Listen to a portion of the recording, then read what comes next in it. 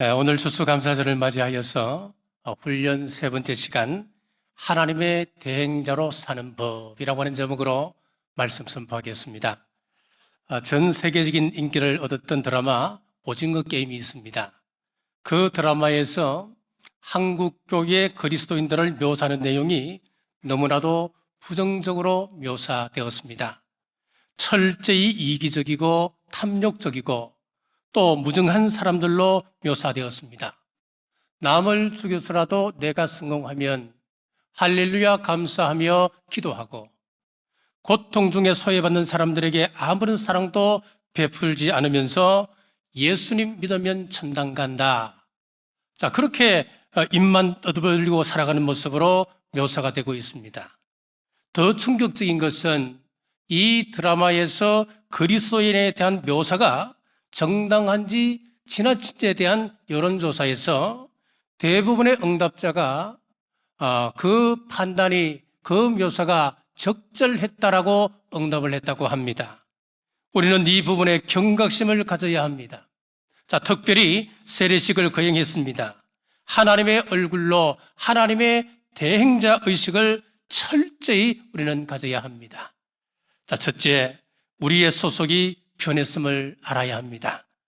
본문 말씀 고린도전서 10장 1절에서 2절 말씀입니다. 형제들아, 나는 너희가 알지 못하기를 원하지 아니하노니 우리 조상들이 다 구름 아래에 있고 바다 가운데로 지나며 모세에게 속하여 다 구름과 바다에서 세례를 받고. 자, 영적 전투에서 승리하는 가장 기초 원리가 있습니다. 그것은 바로 세례입니다. 세례의 의미를 잘 알아야 우리가 의미 있는 삶을 살아갈 수 있고 이 세상에서 승리의 삶을 살아갈 수가 있습니다. 세례를 통해 첫째, 바로의 군대가 홍해에서 죽었음을 보아야 합니다. 본문에서 구름이라고 하는 것은 40년 광야 생활을 이야기하고 있고 바다라고 하는 것은 홍해를 말합니다. 자, 그럼 홍해로 인도하시는 분은 누구였을까요? 신명기 1장에 보니까 고센 땅에서 북쪽으로 곧장 올라가면은 블레셋 길을 통과하게 되는데 10하루길이면 목표로 지정했던 가나안 땅까지 들어갈 수가 있습니다. 그런데 위로 올라가다가 갑자기 돌이켜서 광야길로 인도하셨습니다. 홍해 앞에 내세우셨습니다. 이것은 바로 하나님의 인도였음을 말씀합니다. 신명기 1장 7절에 보면 방향을 돌려 행진하여 그랬습니다. 가까운 길, 빨리 성장할 수 있는 길, 별 고민 없이 잘 갈 수 있는 길이 있음에도 불구하고 돌려 홍해로 인도하셔서 과거의 모든 삶을 단절시키는 세례의 실물 교육을 하나님께서 시키길 원하셨습니다. 그들은 과거의 바로의 백성이었습니다. 바로의 말을 들어야 피죽이라도 얻어먹으며 목숨을 연명할 수 있었던 겁니다. 이렇게 오랜 세월 동안 바로의 지배를 받았기 때문에 유월절 때 하나님의 자녀로 인쳐졌지만은 여전히 바로를 두려워하는 것입니다. 바로가 흙기침 한번 해도 백성들의 가슴은 조마조마해지는 겁니다. 그래서 이제 너는 바로의 백성이 아니다, 하나님의 자녀다, 신분이 변화되었다고 하는 것을 보여주고 인식시킬 필요가 있었습니다. 출애굽기 14장 30절에 보면은 그날에 여호와께서 이같이 이스라엘을 애굽 사람의 손에서 구원하시매 이스라엘이 바닷가에서 애굽 사람들이 죽어 있는 것을 보았더라. 뭘 봤다 그랬습니까? 시체를 봤습니다. 그들을 괴롭혔던 애굽의 군대가 수장되는 모습을, 그리고 그들이 자랑했던 군병들 그리고 군마들, 그런 것들이 수장되는 그 모습을 보고 우리를 괴롭히던 백성들이, 군사들이 죽어가네? 바로의 병마들이 다 수장이 되네? 그들의 죽음을 눈으로 보고 입술로 고백하게 하기 위하여서 이스라엘 백성들을 홍해 앞에 내세우셨다는 겁니다. 요즘 또 많은 사람들이 운명론에 사로잡혀 살아갑니다. 손금을 보며 재물에 운이 없다. 관상을 보면 40세에 죽을 상이네. 풍수지리적으로 이 동네는 인물날 동네가 아니니까 빨리 떠나거라. 옛날에 우리 어른들께서도 우리 황남동에도 그랬답니다. 초창기 우리 교회가 들었을 때에 우리 자녀들 가운데는 예수님을 영접하고도 신주단지 그거 깨지 못하여서 우리 장로님들이 가셔서 신주단지를 깨어드리고 했던 그런 일들이 있다고 제가 이야기를 들었습니다. 우리가 유월절을 경험하고 하나님의 자녀가 되었지만은 여전히 많은 사람들이 운명론의 지배 가운데 살아가고 있다고 하는 것입니다. 이런 두려움에서 벗어나는 것은 홍해의 경험, 즉 애굽 군대가 몰살당하는 세례의 경험이 있어야 이런 두려움에서 벗어날 수 있습니다. 둘째는 물로 씻는다고 하는 의미를 아셔야 합니다. 사람들이 죄로 너무 더럽혀져 있기 때문에 물로 깨끗이 씻은 다음에 하나님의 자녀로 세우는 것입니다. 자, 예를 들어서 여러분들이 입양을 한다고 한번 생각해 보십시오. 무작정 여러분들이 데려오면 됩니까? 그러면 안 되지요. 우선 홀트 아동복지센터 같은 데 가서 법적인 절차를 밟아야 됩니다. 그리고 고아원에 가서 아이를 데려옵니다. 집에 데려와서 목욕시키고 새 옷 입히고 그리고 가정의 문화를 가르칩니다. 우리 집에서는 최소한 이것은 지켜야 한다. 질서를 가르치는 겁니다. 마찬가지로 우리가 하나님의 자녀로 입양되는데 우선 법적인 절차를 거쳐야 합니다. 그 법적인 절차가 무엇이냐면은 애굽에서 유월절을 경험한 것이었습니다. 유월절 사건으로 인해서 이 애굽 사람들과는 완전히 구별된 하나님의 자녀라고 하는 것이 인쳐졌습니다. 법적인 절차가 끝나면 아이를 데려오지요. 출애굽 사건입니다. 데리고 와서 목욕시킵니다. 새 옷으로 갈아입힙니다. 우리 가정의 풍습을 익히게 합니다. 바로 세례입니다. 옛날에는 말을 함부로 했습니다마는 그리고 하는 이야기들마다 참 상스럽고 그런 이야기가 많았습니다마는 이제는 그런 것들 고쳐야 합니다. 맨날 아침마다 깡통 차고 나가는 것들 습관이 되어서 입양되고 난 이후에도 여전히 아침이 되면 깡통을 먼저 챙기는 사람이 있다면 그것 안 되는 것이지요. 그렇다면 그 사람은 입양되어도 여전히 입양자의 혜택을 누리지 못하는 것입니다. 우리가 무슨 은사를 행하고 능력을 베풀고 선한 일을 했다고 이런 것은 다 여러분 2차적인 것입니다. 하나님의 자녀로서 가져야 할 가장 근본적인 기초가 되는 이 세 가지 유월절과 출애굽 사건과 세례가 없다면 그 사람은 진정한 그리스도인이라 말할 수가 없습니다. 세례의 의미 세 번째는 담근다, 푹 집어넣다 그런 뜻을 가지고 있습니다. 물에 빠져 죽는 것을 뭐라고 이야기합니까? 익사라고 이야기하죠. 세례받았다고 하는 말은 물에 빠져 죽었다 그런 의미입니다. 세례받을 때 나는 죽고 물에서 올라올 때에 부활의 생명, 그리스도의 생명으로 산다.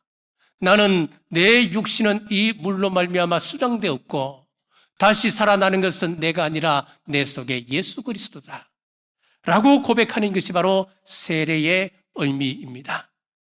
이렇게 세례를 경험하면 소속이 바뀝니다. 베드로전서 3장 20절에서 21절에 중요한 말씀이 나옵니다. 그들은 전에 노아의 날 방주를 준비할 동안 하나님이 오래 참고 기다리실 때에 복종하지 아니하던 자들이라. 방주에서 물로 말미암아 구원을 얻은 자가 몇 명뿐이니 겨우 8명이라. 물은 예수 그리스도께서 부활하심으로 말미암아 이제 너희를 구원하는 편이 곧 세례라.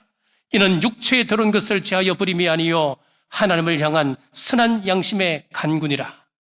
자, 베드로는 노아 홍수 사건을 세례로 봤습니다. 물로 구원받은 사람이 겨우 8명이라 라고 이야기하면서 물에 의한 구원을 말씀합니다. 물에 의한 구원은 완전히 소속이 바뀐 것을 말합니다. 사망에서 생명으로 옮겨졌습니다. 세상 사람들은 물속에 수정되었지만은 이 세상에서 천국에 속한 사람으로 거듭나게 되었습니다. 소속이 바뀐 것이었습니다. 자, 초대교회에서는 세례의식이 굉장히 중요한 신앙의 한 과정이었습니다. 마가복음 16장 15절에서 16절 말씀입니다. 또 이르시되 너희는 온 천하에 다니며 만민에게 복음을 전파하라. 믿고 세례를 받는 사람은 구원을 얻을 것이요 믿지 않는 사람은 정죄를 받으리라. 우리가 믿음으로 구원받는 것 맞습니다. 그런데 초대교회에서 구원받은 사람이라면 구원받은 표를 보여주어라, 그렇게 요구를 했습니다. 믿으면 당연히 구체적인 표식이 있어야 된다는 겁니다. 사도행전 2장 38절입니다.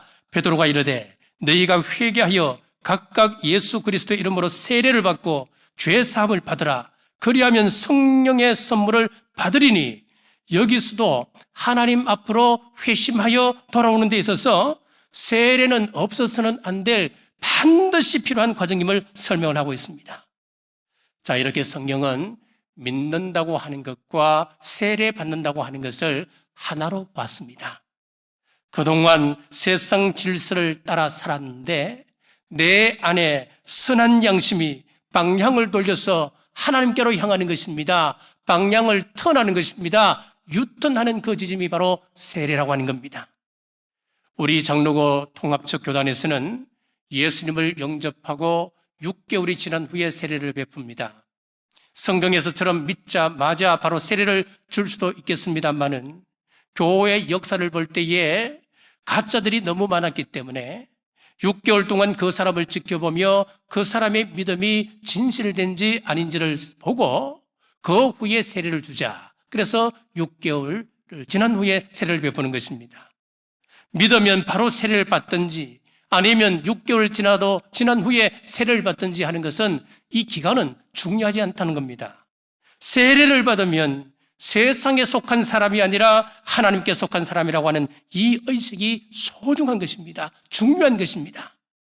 오늘 세례를 받은 자들, 또 입교한 분들이 21명이었습니다. 이분들은 꼭 이 사실을 아셔야 됩니다. 사랑하는 여러분, 세례는 소속을 바꾸는 행님을 믿음으로 고백하고 하나님의 대행자로 굳건히 서가시기를 주님의 이름으로 축복합니다. 둘째, 그럼 세례받은 사람은 어떻게 살아가야 할까요? 오늘 세례받은 사람은 물론이고 이미 세례받고 성도로서의 삶을 살아가는 우리 모든 분들은 다시 한번 이 말씀에 귀를 기울이셔야 합니다. 데살로니가전서 5장 18절입니다. 범사에 감사하라. 이것이 그리스도 예수 안에서 너희를 향하신 하나님의 뜻이니라. 자, 스페인 현지 식당들은 대부분 오후 4시부터 8시 사이에 문을 다 닫는다고 합니다. 그리고 주말에는 문을 열지 않습니다. 또 그렇지만 한국 회사가 직영하는 치킨 체인점은 한국에서처럼 똑같이 한답니다. 낮 12시에 문을 열고 밤 12시에 문을 닫습니다. 주말에도 문을 엽니다. 그리고 반경 2.5km 내에는 어디든지 배달을 해줍니다. 외국인으로 볼 때 이것은 상상할 수 없는 그런 일입니다. 이런 우리 한민족의 DNA, 이런 억적 같은 근성이 경제 부흥의 한 요인이 되었습니다. 그러나 한국 사람들의 행복 지수는 세계에서 밑바닥입니다. 이 나라가 지옥 같아서 짜증내고 자살하는 것입니까? 먹는 것, 입는 것, 타는 것, 사는 것 얼마나 풍족합니까? 과거와는 비교할 수 없을 만큼 우리는 누리고 살아갑니다. 이렇게 살기 좋아졌는데 사람들은 행복해 하지도 감사해 하지도 않는 것입니다. 지금 러시아, 우크라이나가 지금 전쟁 중입니다. 그런데 이 전쟁을 20여 년 전에 이야기했던 미래학자가 있었습니다. 시카고 대학 미어샤이머 교수입니다. 이 사람이 이런 말을 했습니다. 우리 남한이 전쟁에 휩쓸릴 위험한 국가 4위다 라고 이야기를 했습니다. 자, 이것은 우리가 인정하든 인정하지 않든 세계 사람들이 우리 대한민국을 바라보는 시선이 그렇다는 거예요. 실제로 우리 대한민국은 참 위험한 곳입니다. 하지만 정전 상태의 위태로운 정세 속에서도 하나님께서 전쟁 없이 지금까지 부흥을 이루고 또 많은 사람들이 평화롭게 생활할 수 있도록 하신 것, 우리 하나님의 은혜였습니다. 이것 생각하면 우리는 감사하지 않을 수가 없습니다. 공산국가와 자유민주주의 국가의 가장 큰 차이가 감사라고 합니다. 공산주의 국가에는 감사라고 하는 말이 거의 없습니다. 우리가 북한에 뭘 도와준다고 해서 그 사람들이 고맙다, 감사한다 한 번 담아라도 냈습니까? 그런 적 없습니다. 이유가 있습니다. 공산주의 혁명 자체가 사회적 불만에서 출발된 철학이기 때문에 그렇습니다. 나의 불행이 너에게부터 오기 때문에 자, 여기에는 어떠한 감사도 들어갈 자리가 없는 것입니다. 그러므로 우리 믿는 사람들은 공산주의에 대해서 항상 경각심을 가져야 합니다. 신앙인이라 하면서 하나님에 대한 의식 없이 살아간다면 그 사람을 어떻게 신앙인이라 말할 수 있겠습니까? 감사를 잃은 사람은 불행한 사람입니다. 감사를 잃은 사회는 불행한 사회입니다. 내 아들을 위한 사랑의 기술 감정 코치라고 하는 책을 쓴 존 가트맨의 이야기입니다. 이분은 MIT에서 수학과 물리학을 전공한 과학자였습니다. 여러 여성들과 사귀었습니다만은 대부분 결과가 좋지 않았고 결혼에도 실패하게 되었습니다. 그런 중 자신과 동일한 경험을 한 로버트 레번스 교수와 함께 관계에 대해서 깊이 연구하기 시작했습니다. 어떤 부분은 관계가 좋은데 왜 어떤 부분은 결혼하고 불행하게 살아갈까? 이 물음을 던지고 1970년부터 약 20년 동안 워싱턴 대학의 러브랩이라고 하는 공간에서 부부의 상호 관계에 대해서 연구를 했습니다. 비디오로 촬영하고 또 돌아와서 그것을 가지고 연구하고 상황에 따른 심장 박동수를 체크하고 혈류량을 체크합니다. 땀과 소변의 스트레스, 호르몬 양을 측정해 가면서 상호작용이 인체에 어떤 영향을 미치는가 20년 만에 결론이 나왔습니다. 왜 이혼할까요? 그는 부부 싸움의 방식 때문에 이러한 불행이 일어난다라고 결론을 내렸습니다. 흔히 갈등을 이야기할 때에 성격 차이로 도저히 못 살겠습니다. 또 연예인들이 한 번씩 이제 이혼하면서 방송에 나와서 이야기하기를 사랑하기 때문에 이혼합니다. 이런 이상한 말도 하고요. 또 어떤 사람은 이 수입이 너무 적어서 안 되겠다고. 또 남편의 폭력 때문에 또 고부간의 갈등으로 인해서 여러 가지 이야기를 합니다만은 이런 요인들은 드러나는 현상일 뿐이고 실제로 부부를 불행하게 하고 이혼으로까지 이끄는 것이 무엇이냐? 잘못된 싸움의 방식, 부정적인 싸움의 방식으로 인한다라고 결론을 내렸던 거예요. 자, 비난하고 경멸하고 또 방어하기에 급급합니다. 부부싸움을 하면 담쌓기를 해버립니다. 그러니까 그 가정이 어떻게 행복해질 수 있냐는 거예요. 이것이 부부관계의 불행의 시작이었다는 겁니다. 가정이 행복하려면 존중하고 배려하는 말을 하라 그랬습니다. 작은 일에도 감사하며 살아가라 했습니다. 말이 중요합니다. 어떤 말을 하느냐에 따라서 그 가정이 불행해질 수 있고 그 가정이 행복해질 수 있다고 하는 것입니다. 자, 일본에 혼다 켄이라고 하는 사람이 있습니다. 이 사람은 젊을 때 20세에 어떤 결심을 했냐면은 내가 젊을 때 열심히 일을 해서 경제적인 부를 이루면은 나는 회사 사임하고 사직하고 내 하고 싶은 일을 하겠다. 자, 그래서 20살 때부터 이 사람이 뭘 했냐면은 컨설팅 회사에 들어가고 회계사 일을 했습니다. 그래서 29살에 백만장자가 되었습니다. 경제적인 자유를 누리게 될 때에 주위 사람들의 만류에도 불구하고 사직을 하고 그 어린 딸을 직접 자기가 육아했던 그런 사람이에요. 이 사람이 어떤 책을 썼느냐면은 돈과 인생의 비밀이라고 하는 책을 썼습니다. 여기에서 만약 내가 즐겨 말하는 이 말이 부정적이고 악의적이고 비난적이며 타인을 욕하는 말이 되고 있다면 그 사람은 절대로 부자의 행복을 느낄 수 없다라고 말을 했습니다. 내가 수천억 재산을 가지고 있다 하더라도 내 말이 부정적이고 악의적이고 모욕을 주는 말, 상대를 욕하는 말이라면 부자의 행복은 느낄 수 없다는 거예요. 자, 예를 들어서 옷 가게를 하는 사람이 그 가게에 들어온 사람을 보고, 키가 작은 사람을 보고 이렇게 이야기했습니다. 당신은 키가 작기 때문에 어떤 옷을 입어도 어울리지 않을 것 같네요. 자, 내가 골라주는 이거 한번 입어보세요. 아이, 그러면 그 옷을 사겠습니까? 다시는 그 가게에 발걸음도 하지 않을 거예요. 반면에 키 작고 뚱뚱한 사람이 들어왔습니다. 그때 사장이 보고는, 야, 당신은 키가 아담하기 때문에 어떤 옷을 입어도 여성처럼 보일 겁니다. 그렇게 이야기했습니다. 그러면은 그 옷을 사는 것은 당연하고, 후에 옷을 살 일이 있으면 그 가게에 찾아가지 아니하겠느냐는 이야기입니다. 우리의 말이 성공과 실패를 좌우하더라 이야기입니다. 그렇습니다.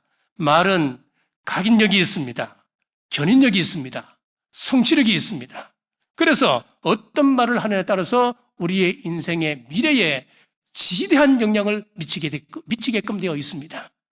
부정적인 말보다는 긍정적인 말, 소극적인 말보다는 적극적인 말, 비관적인 말보다는 낙관적인 말, 상처를 주는 말이기보다는 위로하고 격려하는 말, 사늘하고 그친 말보다는 따뜻하고 부드러운 말, 불신의 말보다는 신앙의 말하는 여러분 되시길 주님의 이름으로 축복합니다.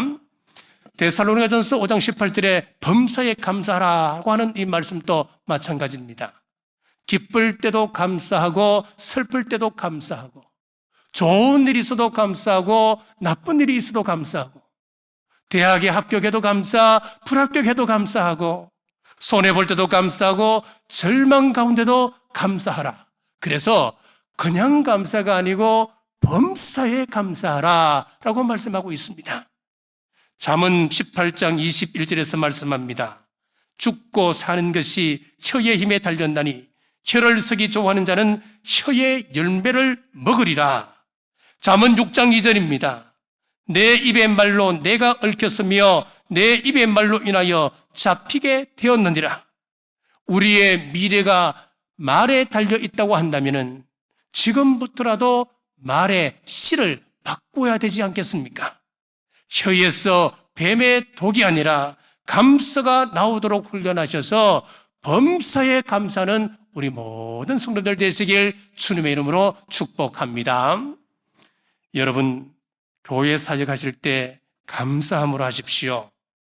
내년도 2023년도에는 우리 교회에 많은 일꾼이 필요합니다. 코로나로 인해서 분위기가 전반적으로, 한국 사회 전반적으로 우리 교회가 침체되어 있습니다. 여기서 우리는 다시 일어나야 합니다. 여러분, 거절하지 마시고 감사함으로 여러분들이 그 일을 하게 된다면, 여러분 몸에 엔돌핀이 얼마나 중요합니까? 엔돌핀이 좋다는 거 다 알고 있잖아요. 그런데 우리가 감사하게 되면은 그 엔돌핀보다도 4,000배나 더 강력한 다이돌핀이 나옵니다. 우리 몸에는 균들이 많이 있습니다. 선한 균이 있고 좀 나쁜 균이 있습니다. 그런데 대부분을 차지하고 있는 것은 중립적인 균입니다. 여러분들이 감사하느냐에 따라서, 감사하는 마음을 가지고 그것을 받아들인다면 우리 몸에 있는 중립적인 균들이 전부 다 감사 쪽으로 붙습니다. 그러면 그 사람은 감사함으로 그 일을 감당할 수 있는 겁니다. 그래서 감사하는 사람에게는 더 감사한 일이 생기게끔 되어 있습니다. 그렇기 때문에 감사는 낭비가 아닙니다. 결코 손해보는 것이 아닙니다. 감사는 언제나 더 큰 축복의 전주곡이 되는 것입니다. 추수감사를 지키며 세례식을 거행했습니다. 우리의 소속이 변했음을 다시 한번 되새기시고, 하나님의 얼굴로, 하나님의 대행자로 세상과 구별되이 범사에 감사하시길 주님의 이름으로 축복합니다. 기도하겠습니다. 저희들을 사랑하사 감사를 깨우치게 하기 위해 추수감사절을 허락하신 하나님 감사합니다. 한 해도 풍성한 결실과 소득과 가정의 믿음을 성장시켜 주셨음을 또한 감사합니다. 때를 얻든지 못 얻든지 범사에 감사하게 하여 하나님의 뜻을 이루게 하옵소서. 상황 따라가는 것이 아니고 믿고 감사하면 더 큰 감사를 주실 줄 믿습니다.